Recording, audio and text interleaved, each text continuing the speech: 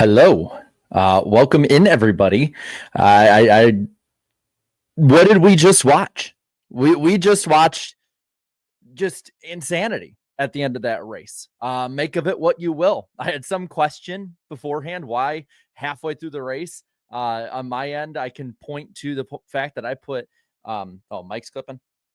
Hold on. All right. I knew this was going to be a problem at some point. Is it? Let me know if it's any better. All right. Is it any better? Okay, good now. All right. All right. That happens when I get a little too excited and don't go through all of my P's and Q's. All right. So it should be better. All right. Poll will be up in a moment. Trust me, I was watching that race, getting very invested in everything going on. But welcome on in to the post-race show for the 2025 Daytona 500. I'm going to make the poll right now, but let me know in the chat what you thought of this race out of 10. Did you think it was really great? Did you think it was awful because of all the wrecking? Were you somewhere in the middle or what? Like, where do you lie when it comes to this race? Let me know down in the comments below. I am at the moment putting the poll up. So if you want to go to the community tab, I will let you know when it is up. It should be up now. What did you think of the? Okay, I'm going to edit it. There you go. The 2025 Daytona 500 post is up. All right. Vote on the poll now. It's up. But overall, I'm going to say this about the 500 today, man. I think that you saw the best and worst of the next gen and of these modern drivers. I think that in some ways you saw the fact that there has been some really good improvements at points with this car, and at other points I think you've seen that there is plenty of work to be done and room for said work to be done. At the same time, though, you also, again, you saw the flips with Ryan Preece, who is quickly becoming the Elliott Sadler of this era at super speedway tracks. I mean, it's just, it's almost incomprehensible of how many times that guy ends up having horrible crashes or flips or whatever you want to say at this track. It's just the man is like cursed or something. But either way, I will also say this. I did think that the call at the end of the race by NASCAR on the caution was very interesting. And I'm going to put up a poll about that right now. Super chats, by the way, will be read at the end. I just want to make sure. I want to talk about everything piece by piece before we get into super chats and stuff like that. I appreciate it from everybody. But I want to put a poll when it comes to the end of the race. Yes or no? Did NASCAR make the right call not throwing the caution?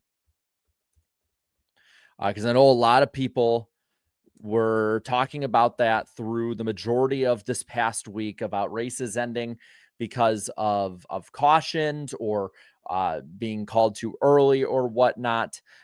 Did they make the right call? Because all week, I know that I've been talking about how, like, oh, if it's, coming to the line, let them go, and stuff like that.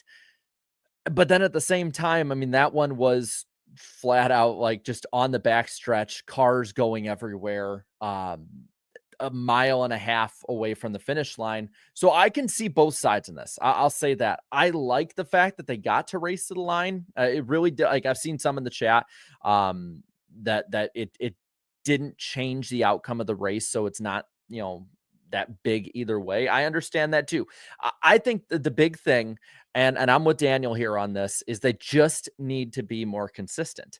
And by the way, because William Byron, we're going to talk about William Byron winning his second Daytona 500 in a row, joining an elite category by both doing that as well as joining those who have won multiple Daytona 500s. There's not very many people you can look back on. Maybe Michael Waltrip's one of the only ones. I would say that you look back on winning multiple Daytona 500s, and that is, not an elite driver. But Jimmy Johnson is on my screen right now, finished third, again, unofficially. And I don't know how he got through there. I haven't seen his view of it. I don't know if it was just like the power of friendship got him there or what. But how about that for old 7-time Jimmy Johnson getting up there and having a pretty good day? And you know what? Let's read through the unofficial results as they are now. They are subject to change, but per NASCAR.com, what they have now, William Byron, of course, the winner of the race over Tyler Reddick. Jimmy Johnson, as we said, third. Chase Briscoe, the pole sitter, great first run for him in the fourth spot. Then John Hunter Nemechek, top five. Hey, I told y'all, John Hunter Nemechek's a dark horse to watch. After that, Alex Bowman, sixth. Seventh is Ryan Blaney, then Cindric, Allgaier, and Buescher, the top 10. So JR Motorsports getting a top 10 in their first start at a super speedway, no less.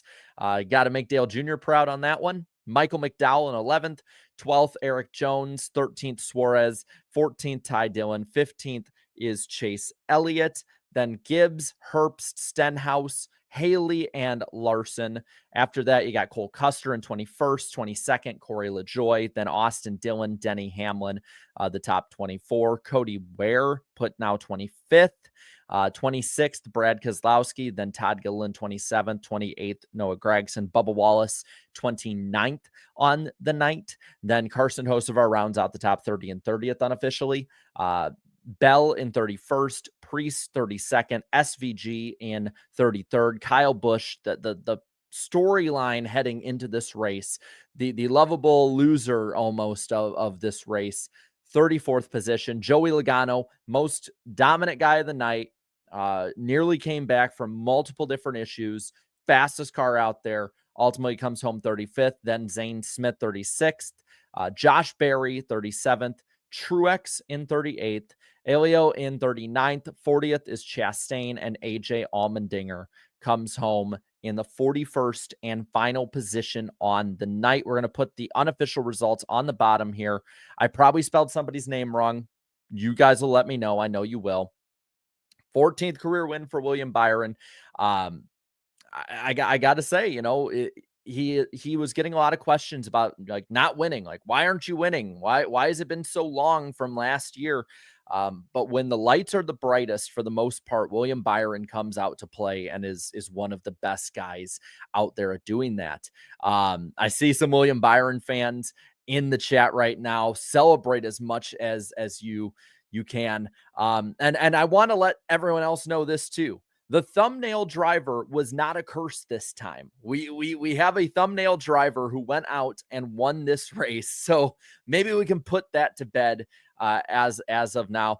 And I get it. He kind of fell into it. That's super speedway racing in a nutshell. But he was the one that wound up coming out the other end unscathed. Andy Dufresne did. He climbed through, 3 miles of shit to get freedom at the end of it and get that win.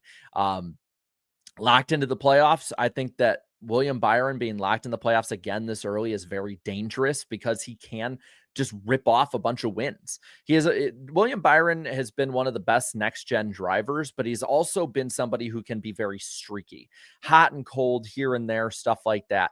And if he does get hot at any point this year, and he can just go for broke. And at that point, again, he is very much he's very much going to be a threat just about every week. By the way, this race went for 4 hours, 4 minutes, 12 seconds, 56 lead changes. And under margin of victory officially under caution as of now, 9 cautions on the night. And I think it was like 204 laps or something like that. We went into overtime, which I'm not shocked. But I want to see in the chat, Y for yes, N for no. Do you agree with NASCAR not throwing the caution? I got the poll up, obviously, and I see a lot of people have voted on that. But let me know in the chat as well. Spam it on up. As for just in general, the racing itself, and you know what, even before that, I'm going to stop myself there. I want to talk for a moment, and I see a lot of people very happy with NASCAR letting them race back. I don't blame you at all. Yeah. Where to go? Where'd that comment go? Joshua here saying NASCAR is like, there. Are you happy now? Well, I would say a lot of NASCAR fans are happy. I just hope there's consistency one way or another. That's the big thing for me. I just want NASCAR to be consistent. I can't say that I necessarily agree with it, but I'm okay with the fact nobody got hurt at the end, and all of that. But Ryan Preece, man, I don't know what he has to do. I don't know what Ryan Preece has to do to gain favorability with the racing gods. It's I really, really think that Ryan Preece is the modern Elliott Sadler at super speedways. He just has so many different issues at these tracks. I will say, I think that him getting up and flipping with kind of as much as he kind of slowed down during that wreck. And granted, they're still going pretty fast, but I do think it's a little concerning. Obviously, it's not as bad as his wreck through the grass when it was on the backstretch. I know grass truthers will be arguing about that, and that really don't matter, all things considered. But yeah, another one I saw here. Where to go? Ryan Preece is like Ryan Newman. It's just he's cursed. It just seems like he's cursed at these super speedway races.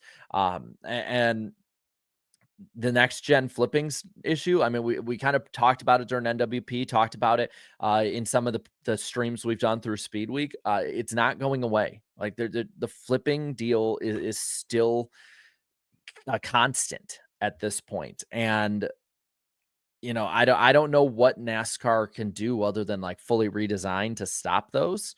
I really don't know at this point. I hope they can stop it, because I think that at this point, it's 4 years in, and it is a constant at any track that is a fast paced racetrack. I don't think it's going to change anytime soon.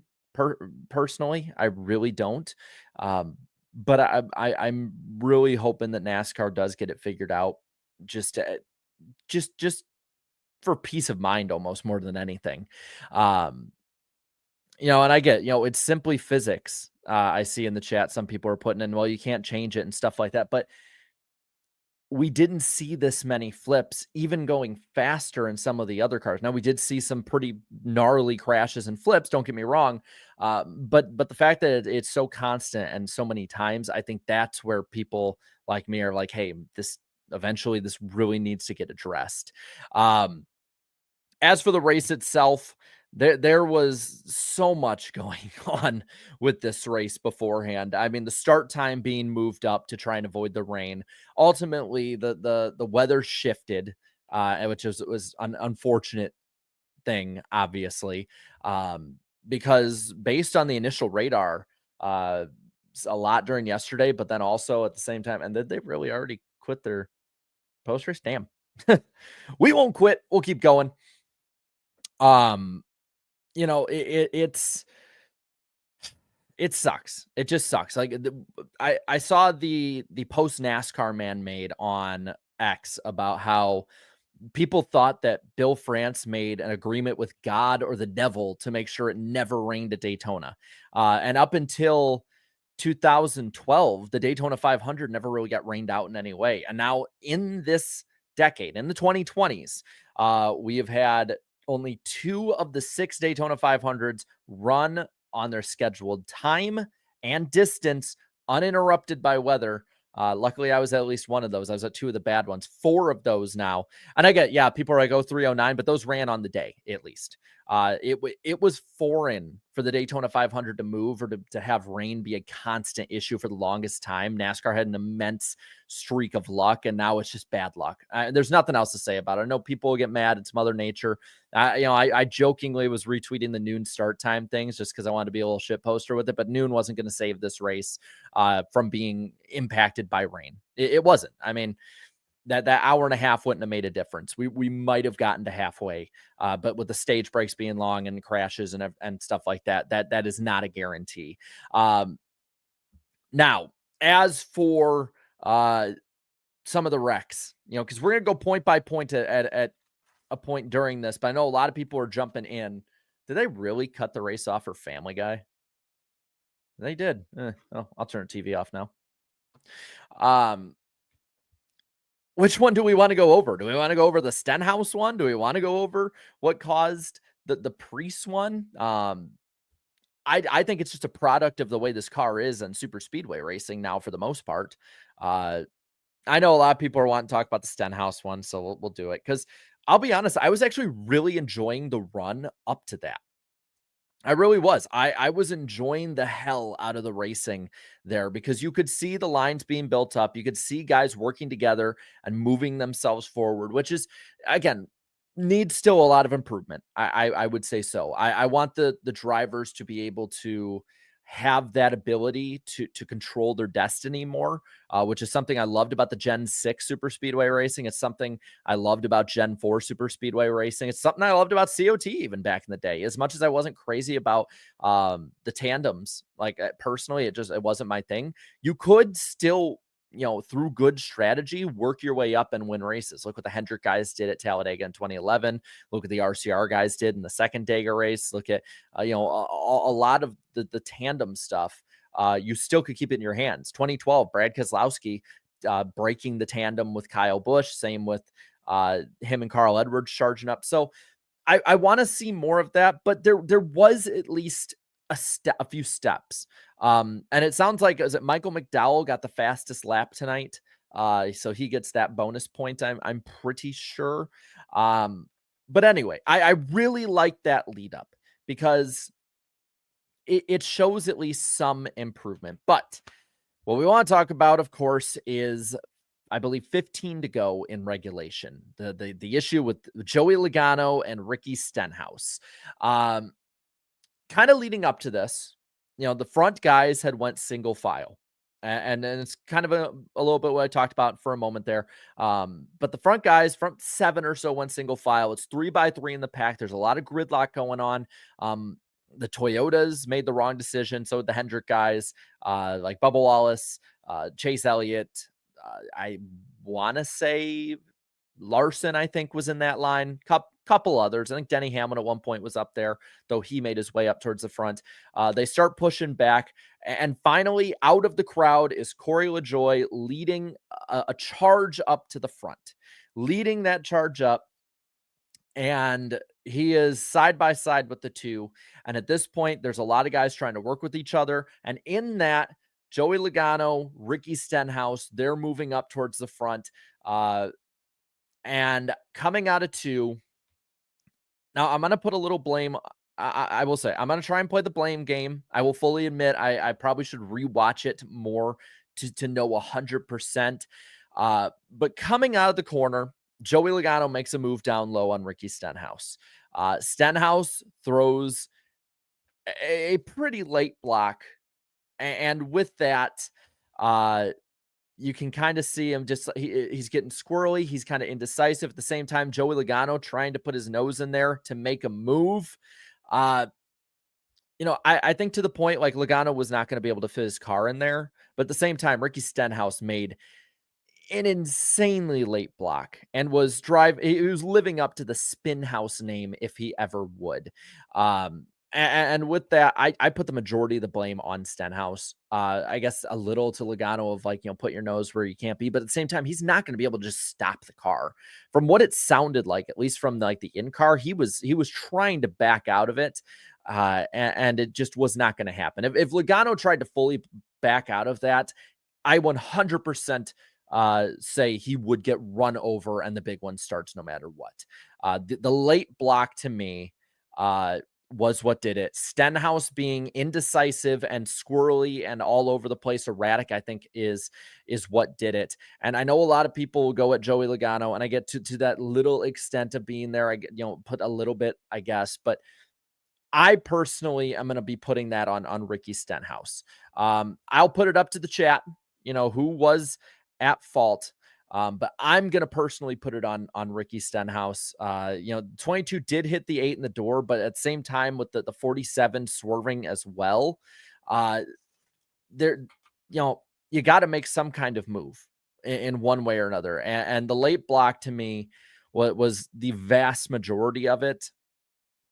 But the one who is the unfortunate victim of that for many, and has been the storyline heading into this race was Kyle Busch. Kyle Busch running third with about 20 or so to go.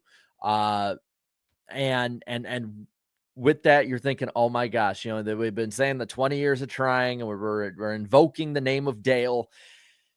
And God, Andrew, you're funny.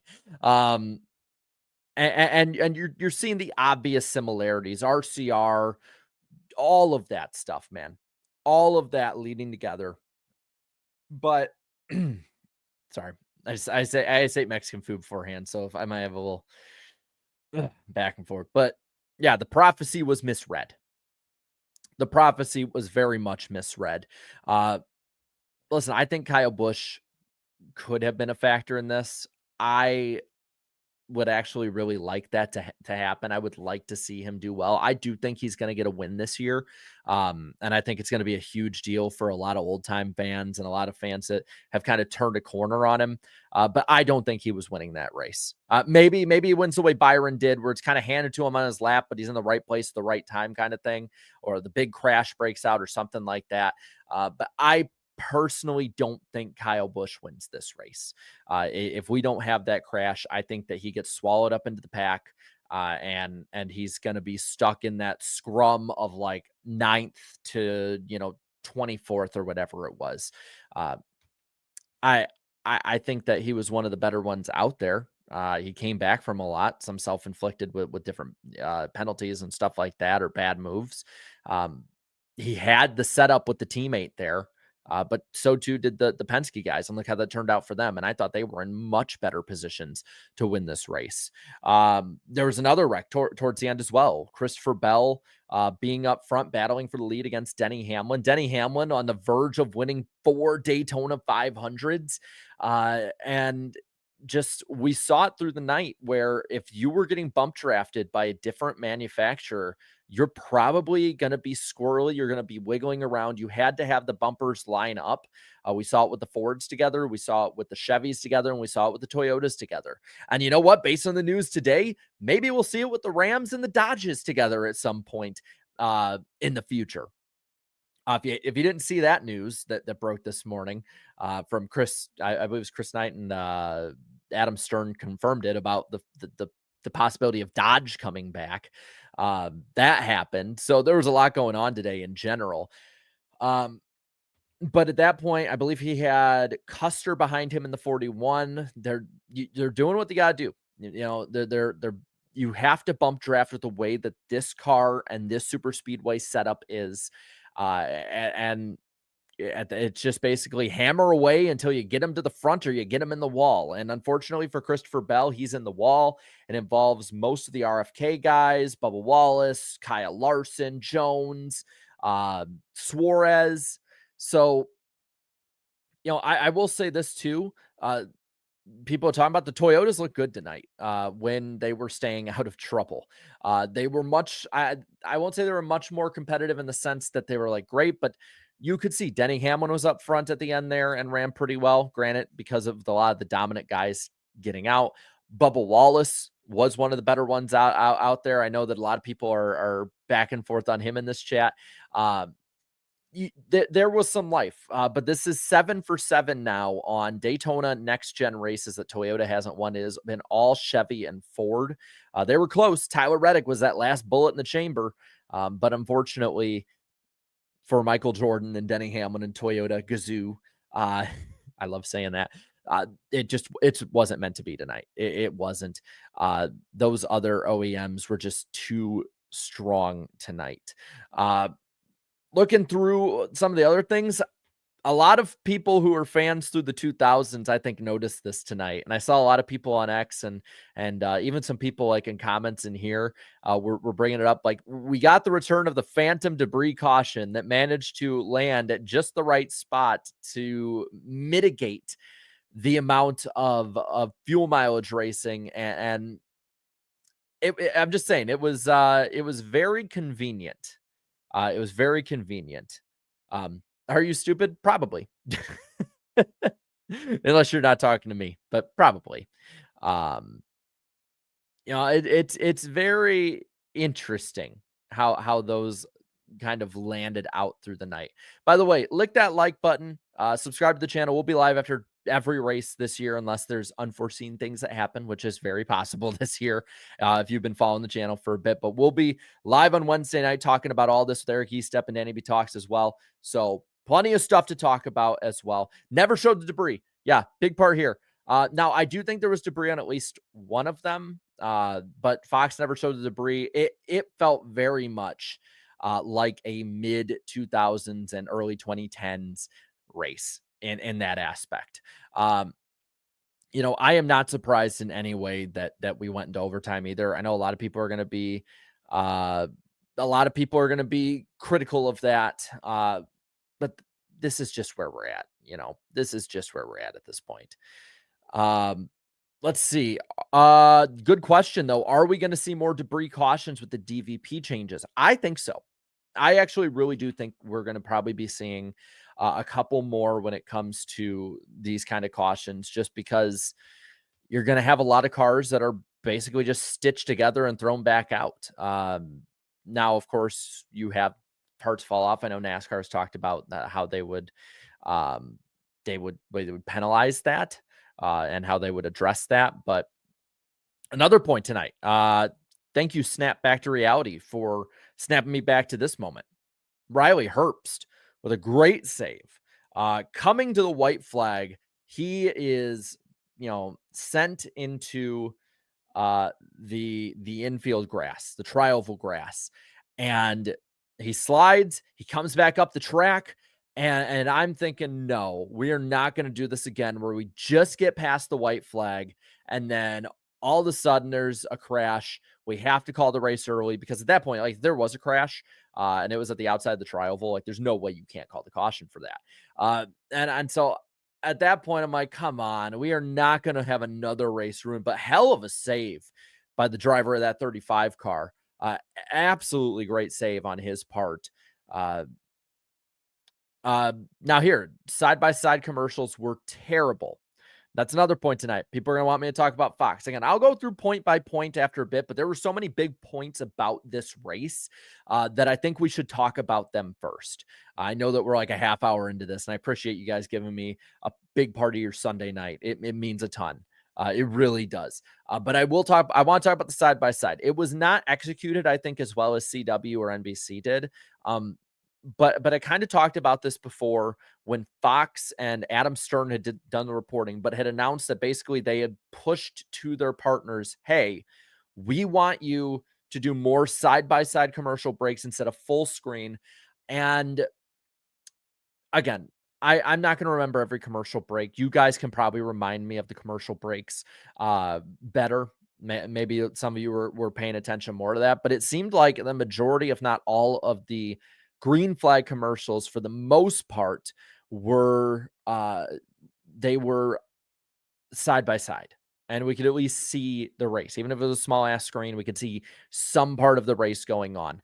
I hope this becomes the norm for them.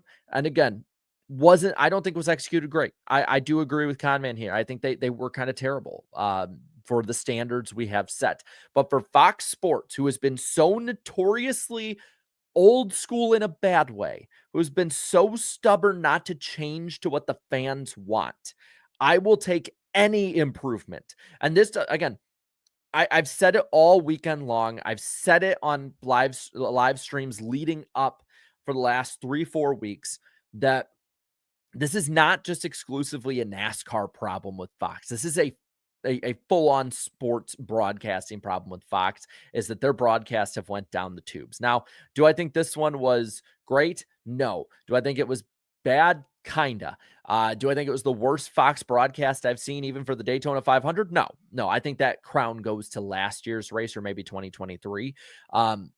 But NASCAR has been, for sports broadcasting with Fox Sports, has been the canary in the coal mine. I've been saying this I'm going to stick with this until the rest of the sport fans kind of agree with me on it. I think they have been that for the rest. Like, we have had the worst probably coverage Fox Sports gives, but by no means has Fox Sports coverage been good for anyone, for everyone. Even NFL has not been very good. Whether it be bad cameras, bad announcers, bad graphics. That's a thing that people pointed out in the Super Bowl and really started to take notice of. So again, I circle all the way back to that point that them improving in some ways, I will take this because we need those small baby steps before we can start taking some bigger leaps at rebuilding it. Um, I know Mike Joy's gotten a lot of flack. I really didn't think he was that bad tonight. Harvick is Kevin Harvick. He knows his stuff. He's one of the best drivers to ever grace NASCAR, to ever be on the track. Clint Bowyer, for Bowyer's standards, wasn't terrible. I'm still not a big fan of Clint Bowyer, but you know what? It wasn't the worst, and especially the hand that we were dealt with the rain delays, which sucked. It absolutely sucked. I'll take what I can get at this point. Don't get me wrong. I want better. I expect better as a fan, but again, I want to take the positives where I can early on. This will probably be the best we get though of Fox Sports. Whatever you think of this broadcast, if you agree with me, disagree on either end, this is probably the best broadcast we're going to get. Maybe Talladega might match it just because these are such big races for them payday wise. Maybe Atlanta too, because Atlanta, I think, has quickly joined the other two super speedways as like a marquee event for NASCAR. Just look at how NBC treated it with no full screen commercials last year. So there is that. Now, NASCAR All Out here. Love seeing you in the chat. Says that's how the finish of the Daytona 500 should end. If there is a clear track for the leaders, let them race back to the start finish line. That's what I'm saying. I want consistency, but I would like that to be the consistency of it is if we can let the leaders race back safely for the rest of the guys involved in crashes, let's do it. I think anything on the front stretch, especially if it's like right as they hit the white flag, absolute no-go. You just can't do that. Backstretch and I would even say probably 1 and 2 is probably very borderline. Backstretch is borderline, but if they're wanting to let it play out, they have to stick to that. Let it play out. Whether that's whoever made it past at the moment of caution, and they do that. They freeze the field from them back or whatever, or they just let them race until it's clear that the race is decided, whatever they might be. I would like for them to be consistent. Just be consistent, man. And yeah, I want to thank, by the way, pointed out here by Bryce. I want to thank so many of you for coming out tonight. It means a ton. We'll read the super chats at the end. Just because I want to address what you guys are saying in the main chat as well. But I appreciate it a ton. Another storyline, and I don't want to make it a focus on who was there more than how the fans were affected by this. So I'm going to preface this going in because I know a lot of people who went to the Daytona 500 just as fans and just for fun and not as media, not as people working, just in the stands. The process, and I get, the president being there. I get the added security that is needed, but the fact that there were people who showed up at 10:30 this morning and didn't get to see those opening 10 laps. Now, granted, the rain is probably a blessing in disguise. But that I don't care who the person coming in is. There needs to be proper accommodations for the fans. There really, really needs to, because though so many NASCAR fans, especially going to the Daytona 500, like that is their vacation for the year. That is what they save for all year long. And for thousands, from some accounts, tens of thousands, not to be able to get in. Now, granted, again, they would get in later. Security, once the president left, was more lax. But Daytona and Secret Service and anyone else that is there, like that needs to be addressed. I don't blame any fans who couldn't get in or were stuck at any point in the track or outside the track. Like, I don't blame them for not coming back next year and buying a ticket. I really wouldn't. I wouldn't blame them. I would be upset. I would be pissed if I paid all that money and like, if, back in the day I lived in Illinois, now I live in Tennessee. If I had driven all that way and gotten there in proper amount of time and still not been able to see the start. Because I am a big I'm a big believer of being there for everything possible. I love being there for the start, all through the race, experiencing outside the track if I can. I know a lot of people who were there on the inside of the track that they were told to show up at 5:30 in the morning to avoid it. So there is that. And listen, I don't want this becoming political. This is not this. If you want politics, go to a different channel. This is NASCAR. I don't care what TV does. I don't care what NASCAR does. This is my channel. I'm a firm believer here. More Cletus McFarland, man. Awesome having him this weekend in the ARCA side of things. But I want NASCAR fans treated right. Whether that's them watching at home, the millions watching at home, or those at the track. So that's my big wish on this. Not going to talk anything more about the subject because I know people are going to start just being dicks to each other in the chat, and I really don't want to deal with that. Other than that, I think those were the majority of the big stories. Heading into Atlanta next week, that's going to be interesting to see who follows it up. Like we're going to see very similar racing. So for a lot of people, if you're new watching this and kind of wanting to talk about more NASCAR, and you liked what you saw tonight, this is very similar to what you'll see next week. Honestly, what you'll see next week is probably way better. Atlanta's been a much better track with the next gen car than Daytona has. In the chat, Dylan brings it up, and I briefly mentioned it earlier. I like that profile pic. Junior Motorsports, JR Motorsports, top 10 finish with Justin Allgaier in that 40 machine. A great start. I want to see Y for yes, N for no. Do you think JRM runs another cup race this year? Because there was so much built up about the truck and the team and all of the buildup around it and how the car, was prepared and was at the track and the fan engagement, all of that. And I'll even put it in polls so we can get a numerical value on this. Do you think JRM gets races cup again in 25? There you go. By the way, for those who want to also voice your opinion even more, on the community tab, we have the poll up for if you thought this was a good race or not. So let me know there. Again, subscribe if you are new.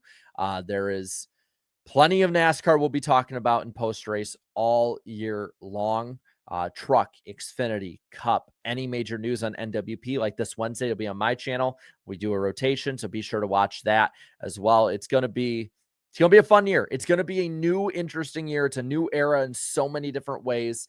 But yeah, they hardly talked about JRM, but I think they should have mentioned it earlier in the race, but Justin Allgaier was not a big factor in the win of this race. He showed up at the front at different times, but let's not pretend that the 40 car was way up there during this event. They survived. And you know what? For a first race for a team with a driver like Allgaier up there, and just for the experience of being up there, as well as the sponsor with Chris Stapleton, I think that surviving, getting a good finish, having something really good to actually write home about, I think that is the best possible scenario you could have outside of a win, outside of competing for a win or getting a win. So hey man, I personally, I'm with a lot of you guys. I think they'll run another race. Maybe not this year. I would actually lean towards probably they'll run another race this year.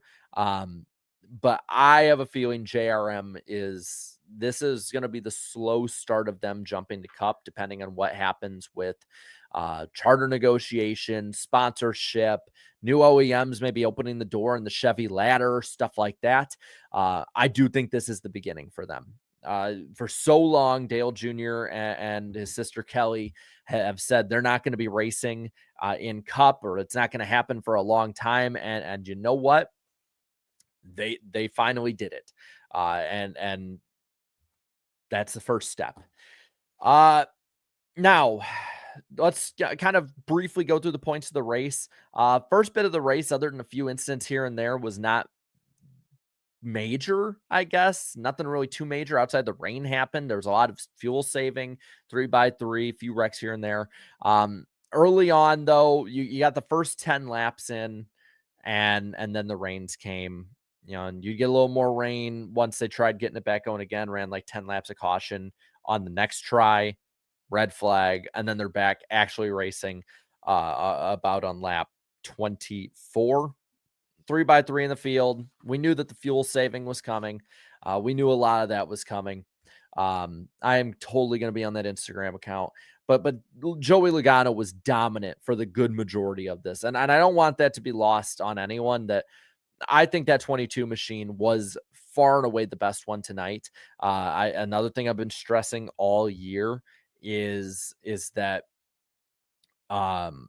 or all week, I should say, is that Daytona now is starting to get a little more of that character back. It's been, it's been like what, 15 years or so since the repave. You're starting to see the bumps. You even could see it under race trim, not as much as you saw under qualifying, where they basically looked like Mater on the bad part of the road that Lightning McQueen made, where he's just up and down. It looks like he's being electrocuted, but you're starting to see it. So the fact that you could start actually seeing some cars looking better than others, Joey Logano in that 22 machine, had it not been for losing track position due to the bag through the grill and some of the issues and all that stuff they had to change out, and somehow still, granted with a bit of a lucky caution and debris yellow, but still being able to stay in that race alive and make his way back up. Had he not lost that track position, I fully could see Joey Logano dominating that race and going all the way and winning.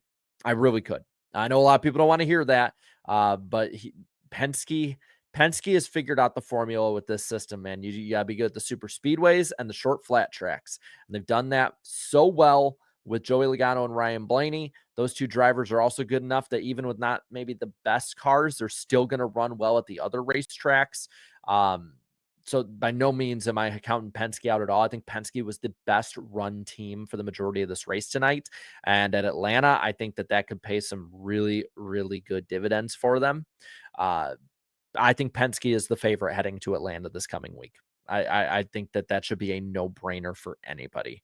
We're on the poll here. About 80% of you say that Dale Jr. is not done just yet in the NASCAR Cup Series. I am not at all surprised. And maybe that was probably people trying to kind of will it into existence. You know what? I don't care. All is fun with all of that. Now.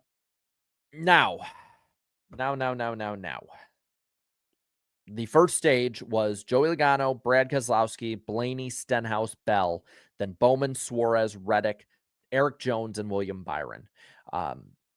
We saw a crash kind of end it with Denny Hamlin going on the apron, getting a little force down there. About 4 or 5 car wreck, nothing too awful major. And it's about what you'd expect, though, through this race. The Fords were the dominant ones. You saw on that stage 1, 2, 3 with Logano, Keselowski, Blaney. Until proven otherwise, we kind of have the status quo as is heading into 2025. Heading into stage 2, we did get a restart crash where Joey Logano didn't go. This is where the start of his issues happened. And that chain reaction through the field caused the big 10 car or 12, whatever car crash we had. Took out guys like Truex, Castro Neves, Jimmy Johnson was involved, was able to recover. Same with Kyle Busch, Herbst, they all recovered. Chastain, though, was in it.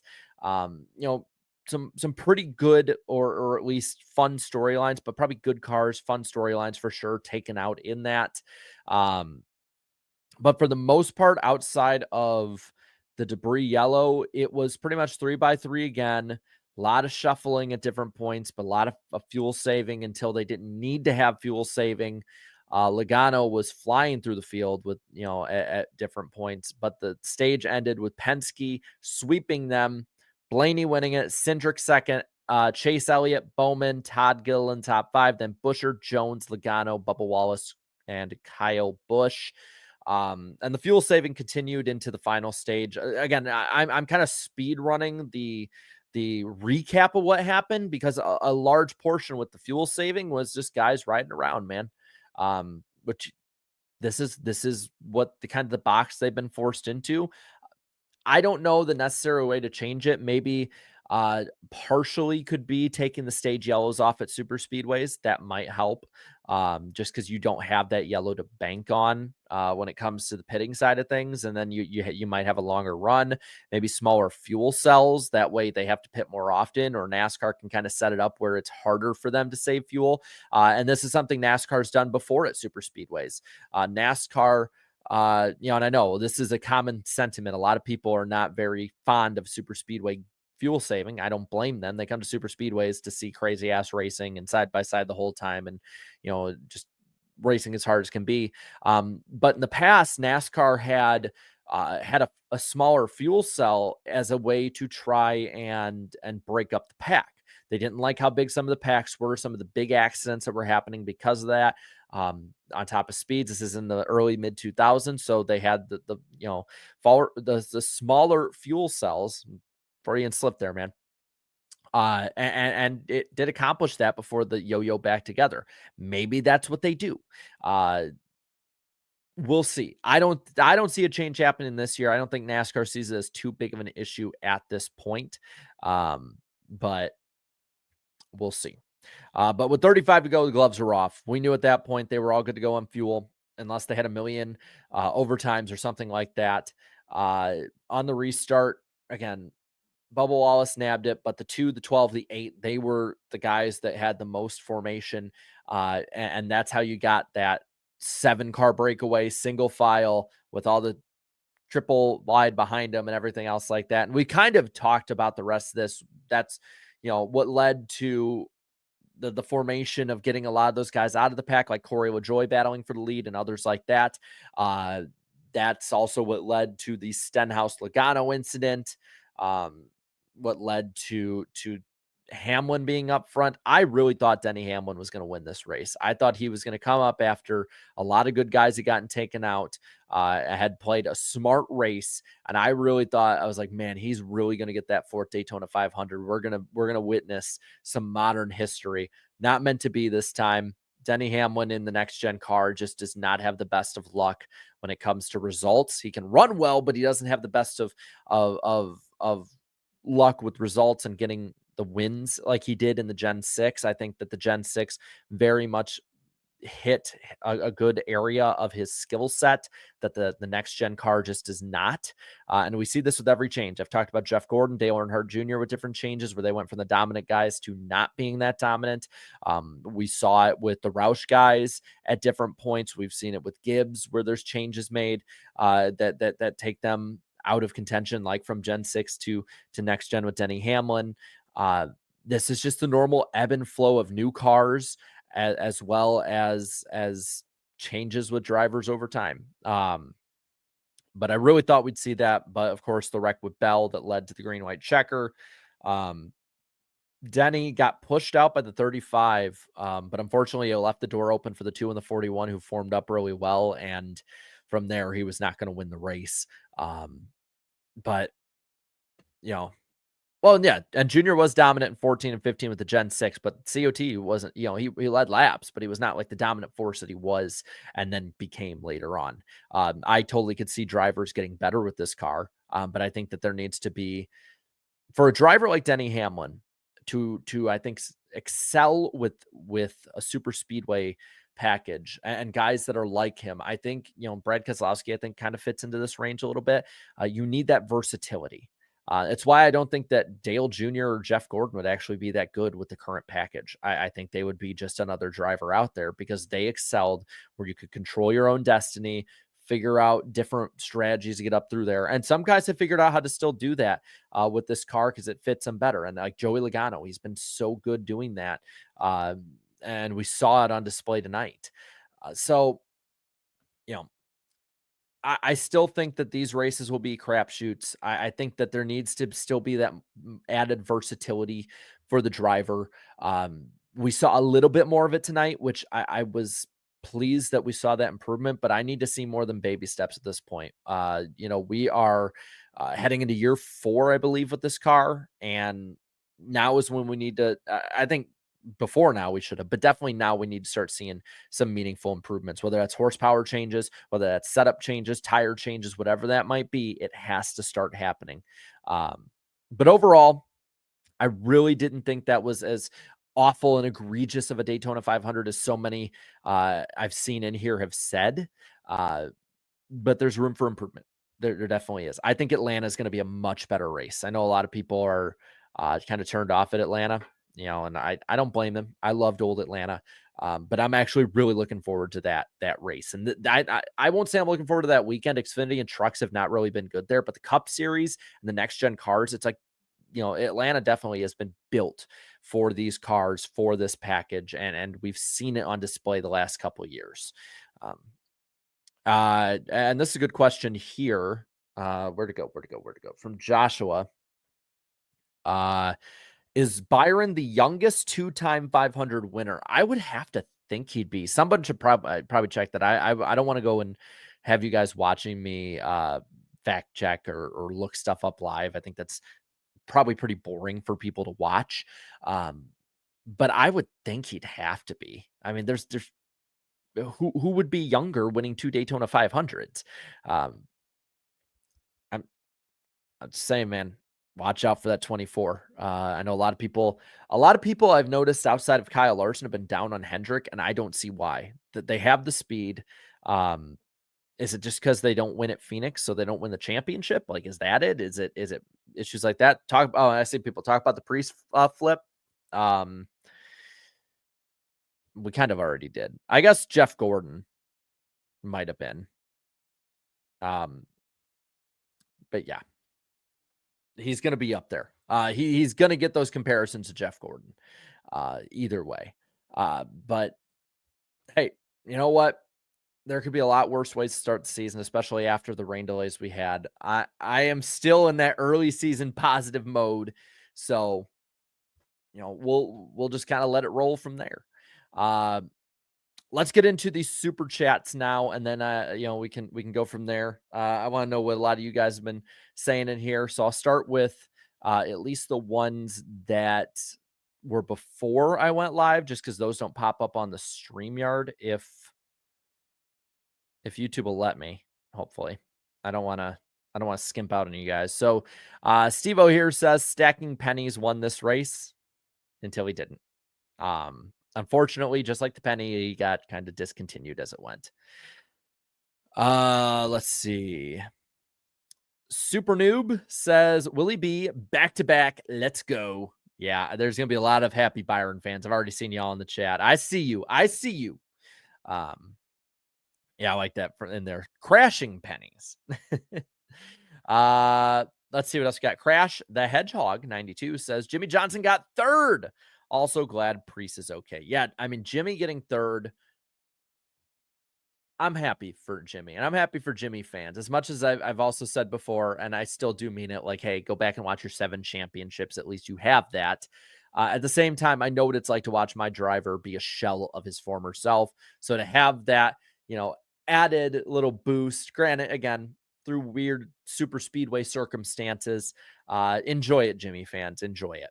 Austin here with the 5 says, I love how they kept saying that President Trump was only go to 500 twice. He was with Gordon in 2001 500, believe it or not.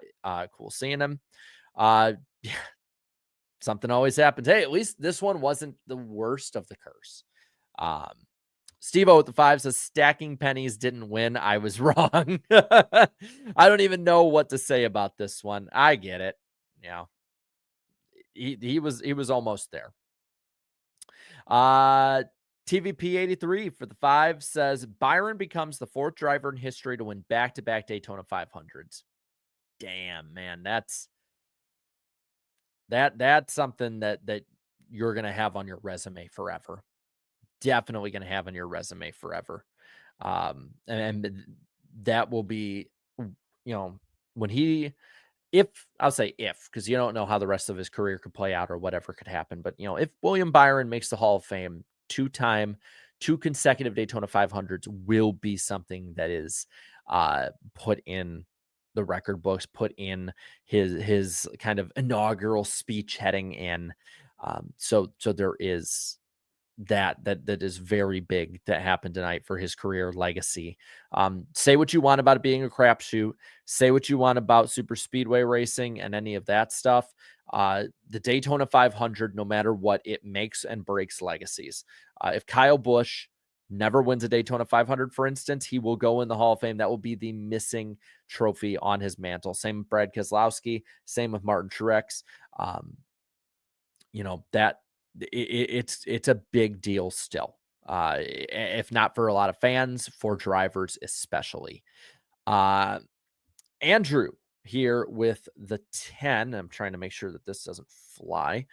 Says, once again, the only thing consistent with NASCAR officiating is their inconsistency. Yeah, pretty much. But that's what I've come to expect at this point. I expect nothing more, nothing less. TVP with the 199, no comment, but I appreciate it. TJ here with the 2 says, being a Priest fan is tough, but I'm happy tonight. I'm happy NASCAR is back, but it has got to be a slog for y'all when it comes to these races. I'm going to keep comparing him to Elliott Sadler. Palm Tree with the 2 says, P3 from my boy, Jimmy. I know Michael Roots was happy with that. Michael, if you're watching or you hear this, I'm happy for you, buddy. I'm happy for you. Same with you, Blue Jimmy, and all the other Jimmy Johnson fans. I am happy for you guys. It's got to feel pretty good. TVP here says, mistake. He's the 5th driver in history to do it. Still, big deal. Big deal. Twin Spinner for the 2 says, okay, Riley Herbst can officially wheel a race car. Yeah, I mean, he's definitely never going to live up to what like Tyler Reddick does. I don't even think he'll be a Bubba Wallace caliber driver. He I think vastly underperformed in Stewart Haas racing equipment in the Xfinity series, though he had great moments. And that's the thing, he can peak up and have great moments. I would not be surprised this year if maybe he peaks up and has a top 10, top 5 run and people are like, whoa, where'd this come from? Doesn't mean he's for real to compete every week. Doesn't mean he's going to be elite. But he does have talent. People won't admit it. They'll call him Silver Spoon. They'll call him every name in the book like that. And I get why. But he does have a lot of talent. SW here says, shame 2311 cars didn't win. Why only Ryan Preece and no words on the final lap? Oh, Johnson got a 3rd place finish. And it's like, Bobby Blair making me lift up my head. Saying super speedway racing in 2025. 1, ride around the first half of the race to fuel save. I'm like, up here. There we go. 2, we get a horrifying crash for future TV promos. True. 3, drivers try to race in the last stage and we get a shit show. This package is trash in my opinion. I'm not the biggest fan per se of the package. I love when the big super chats come in because I'm like,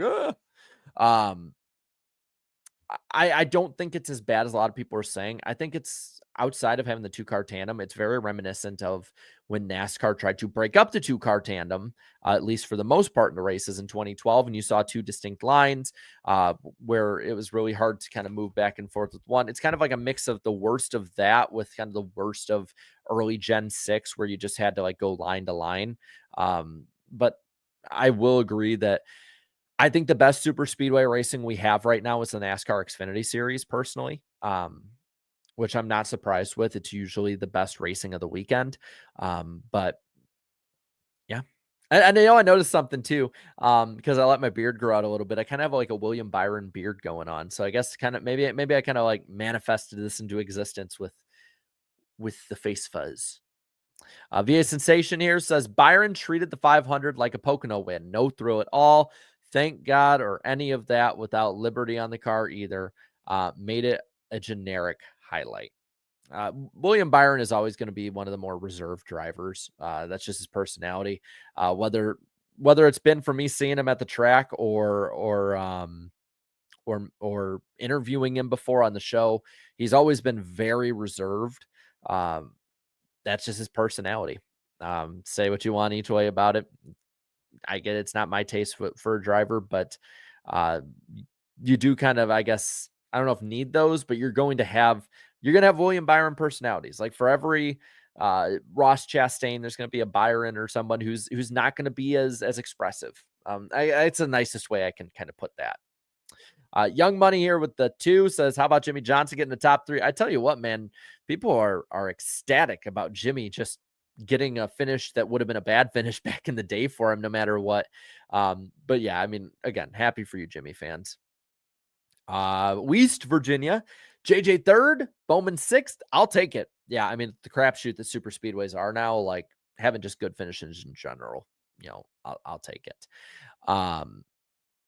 Carl Singleton with the 5 here says, William Byron, NASCAR's Donovan Mitchell, NBA player who was great in college and took a while to adapt to the pros, but was amazing once he did. Yeah, I mean, we were having the debates a couple years into his career, like, hey, man, like, did they rush him up too soon? Is he going to pan out? Like, is he even that good? Is he another one that we thought would be good and then ultimately was a bust? But this next gen car, man, he and that team have been very quick to adapt to it. Hendrick in general has, with him and Kyle Larson in particular, though Kyle Larson will be good in probably anything he drives as long as it's not a super speedway race. So, hey, you know what? He's pretty damn amazing. Alex here with the 2 says, Jimmy 3rd, let's effing go. Hey man, the bar's been lowered and I'm happy it got cleared. I'm not trying to say that as like an asshole or sarcastic or anything like that. I'm just, good for you guys. Sean here with 5 says, I'm happy for back-to-back Byron wins. I do hope Elio comes back next year. I personally don't think he will. He had a miserable speed week. Like everything that could happen wrong did. I wouldn't be surprised, especially with him being there and expressing interest, if we saw Dixon maybe do an attempt. But I would love to see who can try and do some Daytona 500 attempts, just to be there, just to join the group that has been in either like Daytona and Indy or Daytona and you name it. I'm not necessarily crazy about the provisional per se, but I love seeing a lot of drivers from other disciplines come over and try it for a bit. I don't want another open wheel invasion where we have like 8 drivers come over from like IndyCar and Formula One and other forms of racing and just destroy the system, the farm system and everything else that NASCAR teams have. But I like them coming in for one-offs or for a couple races here and there. I think it's really fun. I think it is good for the sport to bring in new eyes, sponsorship-wise, to bring in new eyes, fan-wise.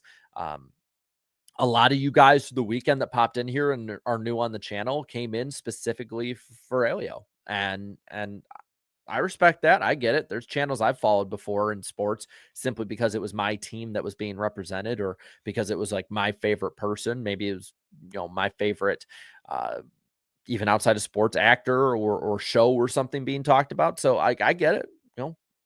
Respect to you. Young Money here says, imagine if both Byron and Reddick fail inspection and Jimmy wins. Dude, that would be insane. That would the tinfoil hats would be out in force for that one. I mean, we've seen it happen. We've seen the winner have their win one way or another taken away a couple times this week, whether fairly or unfairly. I'm not holding my breath, but that would be insane. Absolutely insane. Scott, good to see you, man. Scott McNew for the 10 says, I'd say 7.5 out of 10. Kudos to NASCAR for not throwing the caution until Byron won. Bummer for Truex being taken out early. And I'm officially convinced both our NFL teams are cursed. Yes, they both are. But I respect you, Scott, and I know you're a real one. So all good, man. Best of luck. Best team win next year.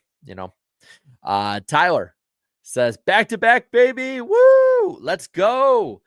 People said he shouldn't have gotten it last year because of a random yellow. Timing can shut up now. Yeah, 24. I knew that Tyler was going to be in the chat. Biggest William Byron fan I think that I've seen in my chats in over the years. Good to see you back in here too. I saw that one pop up earlier and I'm like, I can't wait to read that. I know that he's going to be going nuts in here and you lived up to my expectations. Congratulations, man. Michael Paul with the 10-month member chat here says, why I love NASCAR. Hashtag dogs or hashtag why I love NASCAR. Hashtag dogs for Blaney. Allgaier 9th. Yes. Again, there were a lot of good feel-good stories tonight, a lot of popular stories tonight. It's a fun night for a lot of people to be a NASCAR fan, and we've had way worse starts to the season than that before. So I can't complain too much. What I'll probably do, um, is I'll probably go back and watch specific major moments in the race through the week, and see, maybe if I need to check different things or look on different things or whatever. But yeah, I'm happy for a lot of y'all. Brandon N with Canadian 699 says every time when Joey Logano led laps at these super speedways, he always F's up at the end. It's hard to win these races. Don't care if it's a super speedway, crapshoot, whatever people want to say. It's hard to win these races. Sly Supersonic with the 10 here says Ford blew it. Ford had the fastest cars all week, and they choked it away. The top 6 were 3 Chevys and 3 Toyotas. I know the suits in Dearborn, Michigan are pretty pissed right now. They had it won. Is the way this goes. If you're gonna partner up, and you're gonna make manufacturers and OEMs and all of those deals a big deal, you're gonna have these issues happen before. We've seen team collapses. We're gonna see OEM collapses in these super speedway races. Calypso says, "Hello, Jarrett. Did you miss me or my rain?" Ha ha ha. Never could miss you, Calypso. Daniel for the 10 here says, "Glad NASCAR didn't throw the yellow. Byron had it regardless. Welcome back, NASCAR. Johnson finishing third as if it were 2006. Hashtag 24 in 2025. I mean, yeah, it wouldn't have affected the finish of the race, but I think at least it makes the fans happy. A relatively good taste in their mouth after a crazy race.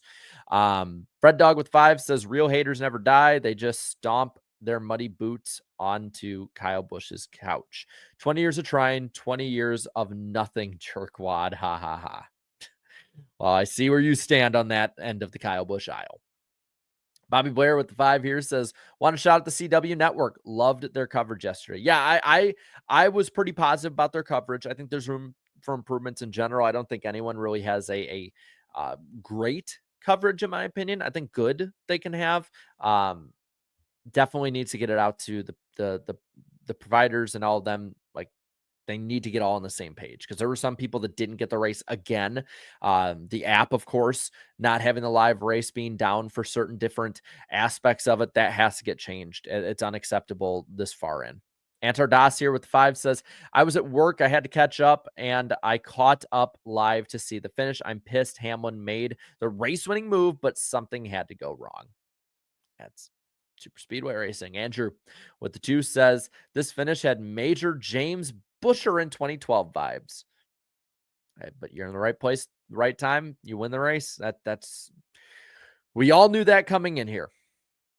Crash the Hedgehog with the 2 says, "I blame the under tray. It's the IndyCar effect." Yeah, I mean, they're going to keep flipping. They're going to keep flipping.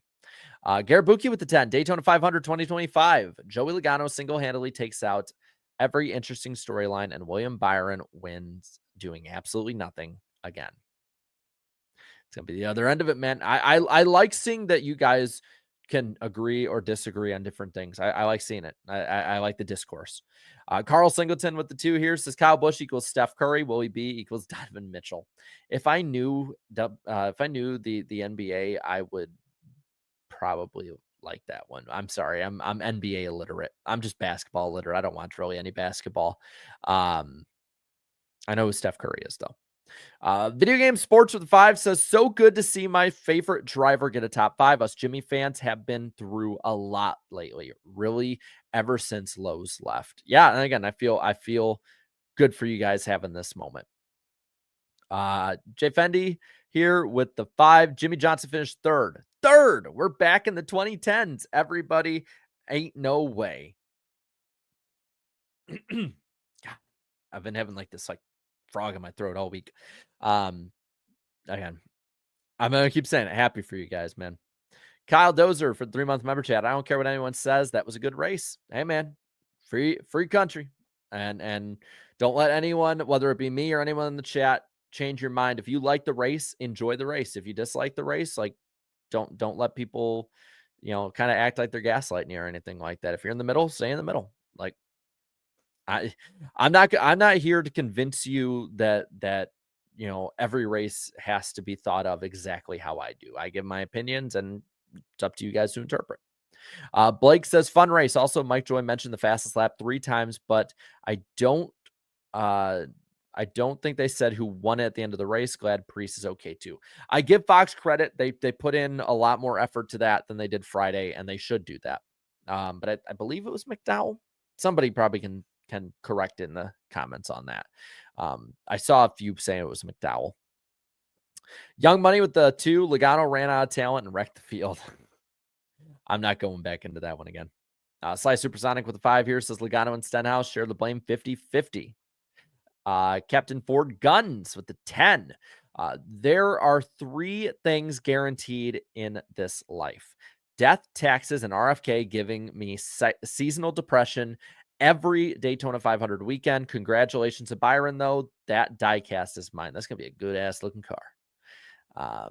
Evergreen Mountain for the 5. Ricky Stenhouse Jr. deserves to be designated as a terrorist. I'm glad Priest is okay. Poor guy has horrible luck on the backstretch of Daytona. Yeah, I mean, that's pretty much what Slap Shoes said. I love Slap. That dude's freaking hilarious. Antar Das at the 2 says the 41 need to be sent back to Xfinity. Young Money says Jimmy Johnson top 3 before GTA 6. I saw this one earlier. Andrew Winslow at the 5 saying the spotter for the 47 tonight. You guessed it. Frank Stallone. Ripping the Wall. We'll be back with more from Atlanta. Mike Joy. Yeah, Mike Joy still has his issues too.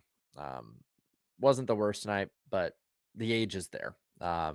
Still, a mediocre Mike Joy is probably better than a lot of the people up through there.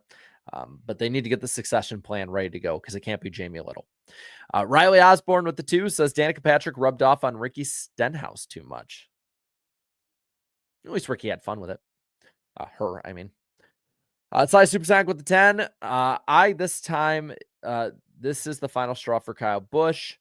With this being the end of his contract, I think this truly was his last shot at a Daytona 500 win. I think Kyle Busch retires from full-time Cup this year. I don't think so. I don't know much, but I know there's rumors surrounding Kyle Busch. I think that he'll have more chances. NASCAR Fanatic 2425 says congrats to the number 24 and JJ on the 3rd. Yeah. Short, sweet, to the point. Relic Gaming for the 5. I feel like Priest's flip was odd. Never seen one like that. Priest's Daytona fate is flipping. He ran okay though. Yeah, he ran okay, but he is inevitably pirouetting over me. Bryce here says for the 20, thank you. Says rain sucks, Byron wins, and none of my NASCAR bets hit. I also want to add the Fox side-by-side was good. Overall, it stinks, man, with the weather. Fox overall coverage, not good in my opinion. Last thing I will say, at least they got it in. Yes, at least we got the race in, and might not be under the best circumstances. I'm running on like 2 hours of sleep, and I will admit during the fuel saving run, I like dozed for like 3 laps, looked up. I'm like, I didn't miss anything, did I? I'm like, nope, you didn't. I don't usually fall asleep during races, but with 2 hours of sleep, unfortunately, that's just the way of the game. MT18 for the 5 says, with how Kyle's race ended today, I don't think he'll ever win the 500. It'll be difficult, man. It's going to be difficult for him. AJT with the 2 says RFK had some bad luck, but looked strong all night. Yeah, they're going to be a force. Ford in general will be a force at these tracks. Young Money with the 5.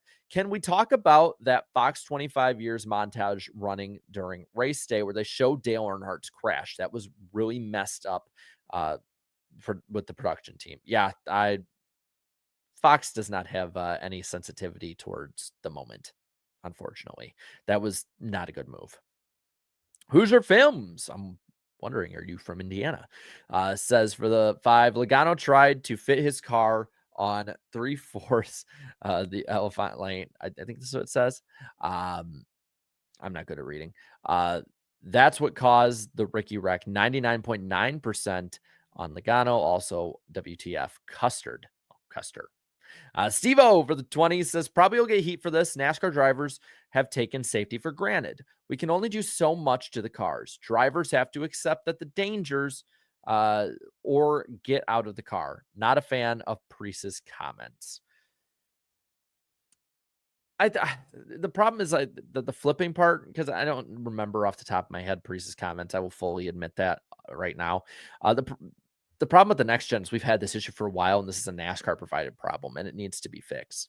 I think personally, I do think to a degree the safety has been taken somewhat for granted, but I at the same time, like, it is super speedway racing. Like, this is how drivers have talked about super speedway racing for a long ass time. Daniel here for the 2 says, tired of NASCAR fans bitching no matter what. Welcome to the internet. This isn't a NASCAR exclusive issue. There's not much more I can say. Welcome to the internet. Matt with the 5 says the similarities between this year and 2020 are wild. Trump, rain delay, and Ryan flips. That's right. That's right. Head in the Clouds Pro for the 2 is Cole Custer the worst? No, I mean, he's not the greatest either. He's not the worst. I've seen way worse. Hunter for the 2 says Cindric is easily a top 5 super speedway driver now. He's up there, especially with the way these cars are and Ford being so damn good. Shane here with the 2 says Elio Castroneves, I think had the worst speed week. Oh, easily had the worst one. Andrew with the 5 here says, what is your opinion on the lack of yellow on the last lap? They honestly should have thrown it for safety because cars are still at full speed, in my opinion. They probably should have thrown it. But at the same time, I do like that they allowed them at least to race. Wouldn't have changed anything, but they probably should have thrown it. They usually throw it in the past. I think NASCAR probably, I think they probably saw the reaction to the last couple of days and they're like, you know what, just hold the damn flag. They ended up, I think, throwing it technically at the end. Reverend Rasheem Hall Stewart for the 2 says, should they need to get rid of stage cautions? I would like that. I'll award the points still, but you don't need the cautions for it, especially at super speedways. Michael here with the 2, winning the 2023 Winston Cup and 2 Daytona 500s. Wow. Yeah, that's right. Hey, we'll do that. We follow that for fun on this channel. You know, we're not going to take it too serious. We're just having fun with it. Ethan with the 5. Why is Jimmy Johnson bad now? Like, I don't see age being a factor unless you can't see something. Is it the car? Well, I think partially the car now because he's not full-time in it, and drivers have said how much of a learning curve it is, no matter how good you are. But the age is a big factor. I mean, he's starting to have a fall off. I think injury, and maybe even undisclosed injury. I know Drive Through made that video about the Pocono wreck he had and how he never won again after that. Add that with age, add that with Hendrick taking a downturn towards the end of his time full time, and then now in the next gen car. I think that's why. I think it's a multitude of things, but Jimmy Johnson isn't a young driver either. I think age is the underlying factor, and those other ones are add-ons. Elite Biscuits for the 2. I'm a tandem defender forever. That shit was electric. Again, each their own, man. Alex for the 5 said, if I have a nickel for every time Priest has done a flip at Daytona, I have 2, which isn't a lot, but it's ironic. It's crazy it's happened more than once. Seaborder Coastline with the 2 says, Ty Dillon had a good run today. That was neat. They actually looked pretty good through speed days, speed hours. Coleslaw Custard with the Canadian 279 saying, 3rd, Hemi Johnson. Also, KFB not gonna win ever. Buck Nasty says for the 5, my heart aches for Kyle Busch. I really wanted him to win. I know a lot of people did. No, a lot of people still are well against him, though. So it makes Kyle Busch fun to follow. Matthew says for the it's Australian too, I believe. More Mickey Mouse than Logano's championship. Oh, that's going to start something in the chat. I already know it. Sean here with the 5 says, first Daytona 500 without my dad was definitely tough, but I know he's happy up there knowing our guy Byron won today. Let's get title number 1, hashtag 20 forever. Well, my condolences for you. I can't imagine how tough that is. But I'm happy that your guy won, and I'm happy to see some good too out of all of that. You know, I wish the best to you and your family, man. Um, Fred Dog here with the 2 says, should NASCAR just make Daytona a night race? No, it's just bad luck. I mean, I think that's all it boils down to. It's just bad luck with the weather. Um, with the Super Bowl moving, I know that Ben Kennedy had been talked to about the possibilities, and one of the possibilities is just moving a week back, like further into February, and being the week after the Super Bowl, like they like to do. Another one is possibly doing it the week before the Super Bowl. So who knows? Maybe a date change will help. Mr. Tito with the 2 says NASCAR should retire legendary numbers 3, 24, 43, and 48. I don't think so. Fonts, sure, if the driver and team both agree to it, but I think NASCAR is so different from other from sports and stick and ball sports. I'm not for that personally. But yeah, I had fun. I think there was a lot of stuff fun to take from this, a lot of stuff to improve from it. But thank you guys so much for coming in. We will be live on Wednesday on this channel for NWP, so be sure to come on in and have some fun with us. Then see one from Zura LTX for the 2 saying Corey LaJoy was something else in this race. He had great and he had bad. It was the epitome of a Corey LaJoy race. 5 Wide Sports here says who's at fault, Ricky or Joey? I'm gonna go Ricky. That's more where I was at. Good to see you. Awesome stuff on Twitter and great edits that he's been putting out. Definitely follow 5 Wide Sports. Puts out some great stuff for sure. 100% top notch content that you'll definitely want to follow. I want to play a fun game with you guys really quick to finish out. We're gonna end here. But I see that our friends at Dirty Mo and the Teardown are live right now. Jeff Gluck is a friend of the channel. Could I ask something fun? Could you guys go in the chat if you're subscribed to Dirty Mo and do a nice Iceberg raid to end off tonight, please? Let's have some fun with them. I want to, give them all the love. They're great people. And Jeff especially, he's helped me a ton and absolutely love him. Going Iceberg raid. I have their chat up and I cannot wait to talk more post race. We'll do it all year, so be sure to subscribe here before you go and do that raid. And let's have some fun, y'all. Can't wait for a fun year. Thank you guys so much for coming in. I will see you this week and next weekend and all season long. And until then, have a good one. Later, y'all.